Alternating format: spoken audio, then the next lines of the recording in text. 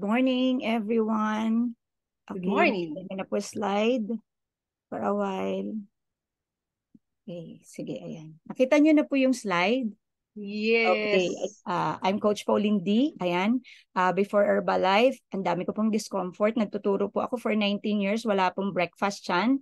Kaya nagkaroon din po ako ng GERD at daming acid to the point na hinihimatay ka na. So because of proper nutrition, in a daily basis, the Allo-T and Shake and all the supplements, I get rid all those. And ang maganda, sobrang bumata ako at bonus lang yan kasi lahat po ng mga discomfort ko po na-address.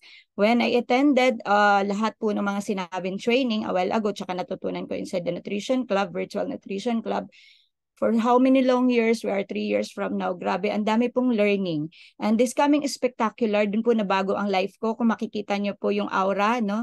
Yan po ay my 1 year, yung kumbaga parang yung 1 year ko talaga na meet ko yung Herbalife, dun ko po lahat nakita sa spectacular.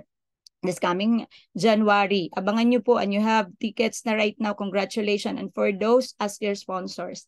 Maganda po yon. Changing life talaga po yan. So, I'm so grateful with the Virtual Nutrition Club. It's our community. Napaka-healthy, napakasaya. Look, and we have our, yung alam mo yung friendship na meron na de-develop, lalo na sa atin, kahit di mo kakilala pag malayo, pag nakita mo, kumbaga, yung personal, grabe, para kayong magkapatid na. So ito po yung pinagpapasalamat ko. And this is my topic right now. No, napapanahon naman po yung topic natin. Ang saya, oh. Join us always. Okay.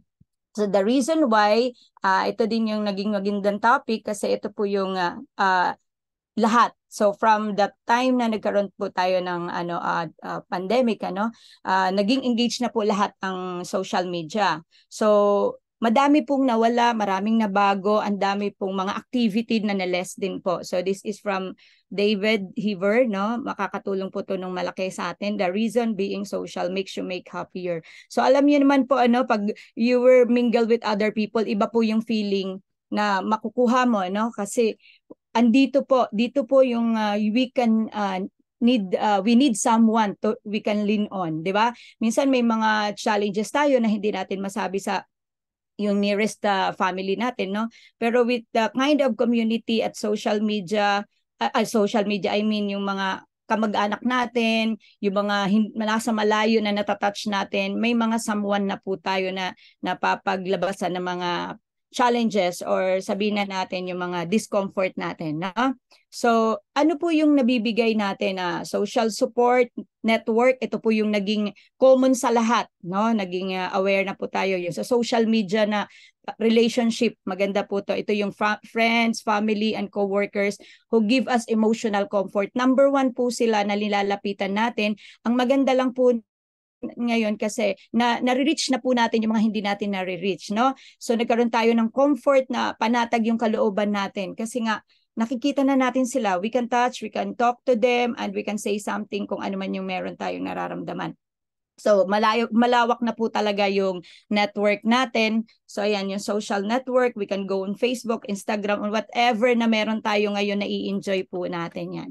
Okay, so yung relationship and how happy we are in our relationship has a powerful influence in our health. Number one po yun. Kasi di ba pag mag-isa ka, no, ang dami mong nararamdaman, wala kang napapagsabihan. Kung mapapansin nyo, pag nasa community kayo, pagpasok nyo pa lang, masaya na kayo, tapos ang dami nyo pong nakikilala at saka ang dami nyong naririnig. Parang nare-relieve ka, no? So ito yung nagkakaroon ka rin po ng kumbaga parang ang tawag doon, relationship with us. Kaya pag nagkita kayo, parang magkakilala na kayong matagal na matagal. So, this is a form of self-care. So, kung mahal mo pala ang sarili mo, ito pala ay one way, no? So, it's a study na in Harvard University of Adult Development is one of the longest study of adult life. And as directed as psychiatrist Robert Waldinger, and they are the professional psychiatrist in Harvard Medical School. So ibig sabihin, kailangan po talaga natin to right now, no? Ayan, yung relationship. Self-care pala yan. Yun.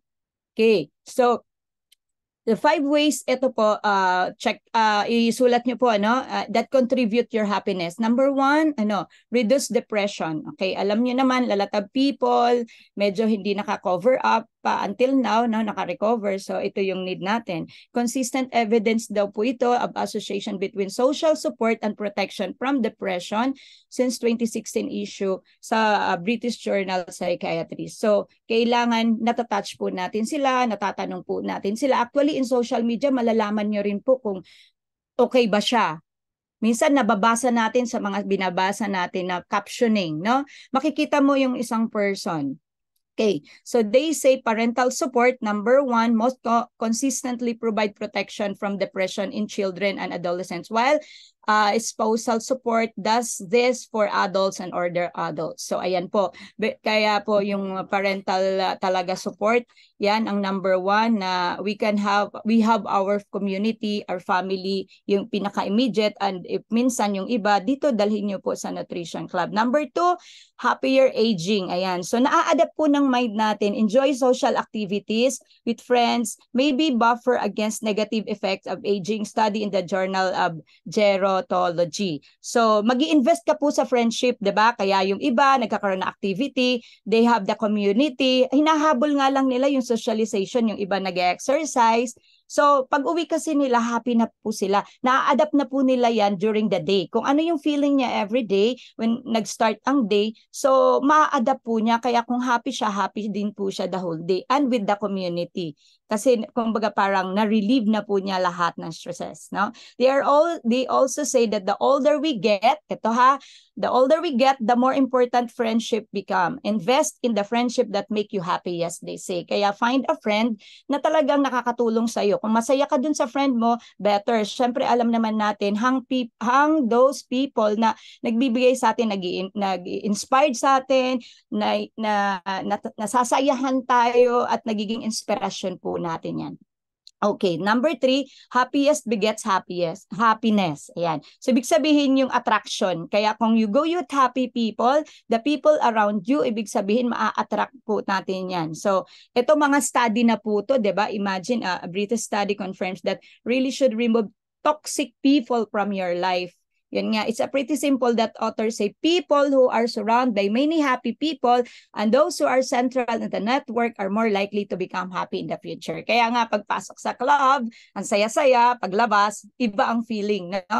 Ayan. At saka you can attract people. So pag ikaw may kinakausap ka, iba ang feeling mo, happy ka, magiging happy din po yung kausap natin. Okay, so sadly, as we know, and the author confirmed friendship decay with time, with geographical separation. That means we have to work harder to maintain them. Ayan, so ibig sabihin, pinaglalayo po lahat yan.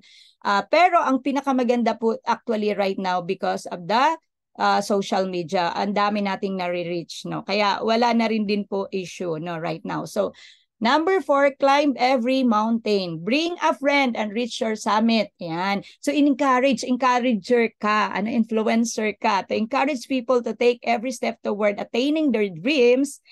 Ito po ay isang study din po. Imagine, pinag-aaralan pala talaga lahat na to. Journal Experimental Social Psychologists prove that study participants who were a friend estimated a hill they are asked to assess a less steep than it was. The longer participant knew their friendship, the less steep they estimated to the hill to be. Parang ganito lang yan. May dreams ka, you want to, kumbaga gusto mong ma-achieve, so go with the people na talagang nag-cheer up sa'yo para ma-achieve mo po yung dreams mo. Ganun po yun, no? Alam niyo naman kung nandun kayo sa negative people, na alam niyo negative yung sinasabi niya, syempre, it pull you down. Kaya dapat it pulls you up. Yun po. Kaya hanap po kayo ng tao na nag-cheer. So, dito nga po, kaya nakita ko rin po sa community natin na lahat ng tao ay inaangat. Cheered up. Okay? Ini-encourage po kayo to become healthy and more happier. So, get something big to do that feels daunting. Bring a friend and reach your summit. Ayan. Kaya, we encourage you to go to our event. Yan. Kasi, you can change more lives. At saka, talagang ibang klase po. Sabi nga, ang tawag doon ay life-changing event. Yan. Okay, so number 5, ayan, ito minsan nanineglect na sharing good meals. Okay, so di ba dati yung family, they go together para nagkakaroon sila ng bonding, nagkakaroon sila ng talking. Pero right now, because of the social media, nasa-separate din po even yung kain. Pero ang tingnan nyo po ang benefits po yung sharing good meals. Eating is a very much social activity, no? And study in the American Journal of Public Health confirms it may not simply be that you are what you eat, it may be that you are what people in the social network eat as well. Ayan. So, actually, mindfulness din ito. Kasi, if you go people kung saan ka naghahang kumbaga, places, no? Kasi nare-relieve kayo, nare-relax kayo, malaking bagay po yun. Okay. Pero, syempre, tayo, mindful po tayo sa ganyan din kung saan tayo dadalhin. No? Baka mamaya we go places na puro naman hinahangout natin yung mga anli ganito, ganyan, ano. So, nag-enjoy tayo pero at the same time nag-fail po tayo dun sa health. Pero ito yung the best na we have to hang on people. Yung social life nila is makikita nyo, ma-appreciate nyo, and they are healthy kasi sabi nga dito, what you eat is what you are. Diba? So, alam niyo naman po yan. Tinuturo na rin po natin. So, if you enjoy being with a member with social support network, you're going to enjoy sharing and eating experience with them. So through eating, nandun lahat, nare-relax ka, nagkukwentuhan kayo, hindi nyo na nga napapansin yung time, no? Na nag-i-enjoy kasi kayo with the company. So yun po yung pinakamaganda. Part po talaga siya na kailangan we have to go with friends also. Hindi naman puro work lang. So kaya nga may tinatawag na ano yung tawag nila? Yung parang Friday night or whatsoever, night out or ganon. Pero yun nga, you have to be mindful pa rin. So that's why I've learned a lot in this community, and lahat po ng replacement nasa atin, sa happiness, sa health, nasa atin po yan, and also lalo na yung products. So we are number 1 in the world in meal replacement, protein supplements, and well-being, number 1 in the weight management and well-being, and of course, number 1 in the active and lifestyle nutrition. Hang on with this community kasi andito na rin po lahat, and share it with your family and friends. And that's all. Thank you so much for listening. Sana may mga natutunan din po kayo. Hanging with friends, be mindful. Thank you. Alright. Thank you, Coach Pauline.